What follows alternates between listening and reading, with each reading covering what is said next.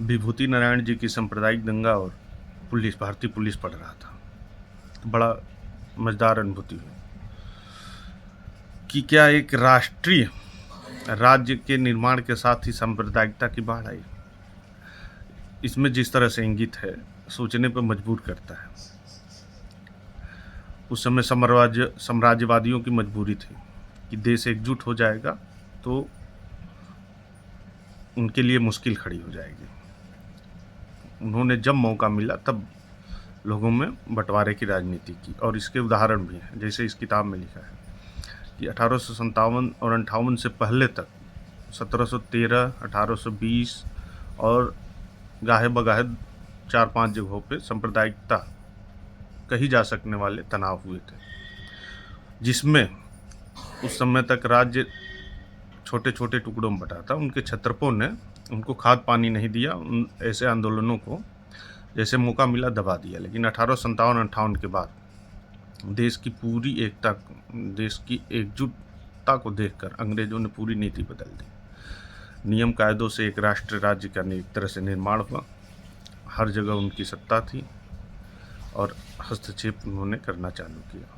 अयोध्या से लगाई हर जगह। और सबसे बड़ी चीज़ क्या थी, जब भी पूरा राष्ट्र एक उद्देश्य के लिए एक साथ खड़ा हुआ तब ये दंगे एकदम से रुक जाते थे। ये 1857-58 की घटना हो या 1919 रोलेट एक्ट के विरोध में हो, असहयोग आंदोलन का समय हो या सविनय अवज्ञा आंदोलन का समय हो, पूरा राष्ट्र राज्य एक साथ होता था और सांप्रदायिक दंगे रुक जाते थे। अब जहाँ भी राष्ट्रीय नेताओं ने अपने आंदोलनों से भटकाव किया, वहीं फसाद बढ़ जाते। उसका उदाहरण है 1946, जब देश के सभी राष्ट्रीय नेता हिंदू मुसलमान और देश के बंटवारे के रूप में आपस में बट गए। उसकी परिणति क्या हुई? आज़ादी के साथ ही भारत का सबसे बड़ा सांप्रदायिक दंगा हुआ। अब एक निगाह हम देखें कि जब राष्ट्रीय उद्देश्य कायम होने पर हम सांप्रदायिक दंगे से दूर कैसे रहे और शामिल कैसे हुए। 1857-58 पूरा देश एक साथ था, सब एक साथ लड़े। अंग्रेज जैसे उस आंदोलन को दबाने में काबू पाया, उसके बाद लगातार 4-5 दंगे हुए, हर जगह हिंसात्मक कार्रवाई, क्योंकि जनता अचानक उद्देश्य खत्म हो गए थे, लोग बैठे थे, भूखमरी थी, तो आर्थिक मामलों को लेकर भी आपस में झड़पें हो जाए न। फिर हुआ 1819 रोलेट एक्ट। उसके विरोध में बहुत बड़े स्तर से हिंदू मुसलमान एकजुट होकर विरोध कर रहे थे, लेकिन जैसे ही उस आंदोलन को रोका गया, उसके बाद अचानक दंगों की बाढ़ आ गई। 1922 चौरी चौरा कांड के बाद 1922 तक आंदोलन, कई दंगे नहीं हुए, लेकिन जैसे चौरी चौरा कांड में आंदोलन वापस लिया गांधी जी ने, दंगों की बाढ़ आ गई। 24, 25, 26 बहुत बड़े बड़े दंगे हुए।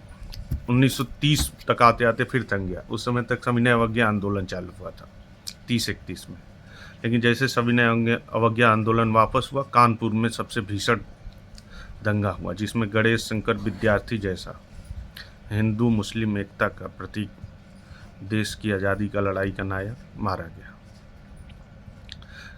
उस दंगे में तो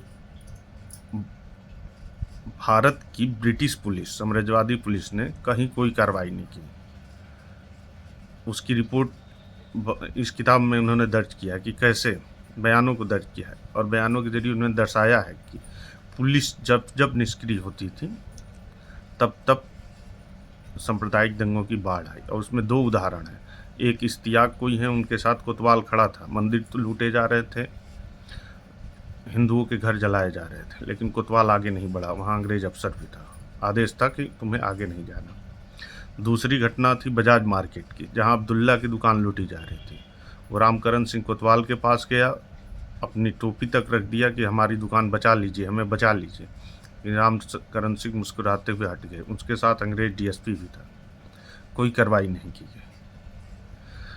उसी कानपुर दंगे में ही पुलिस ने रिपोर्ट दिया था कि हमने 13 जगह फायरिंग की थी,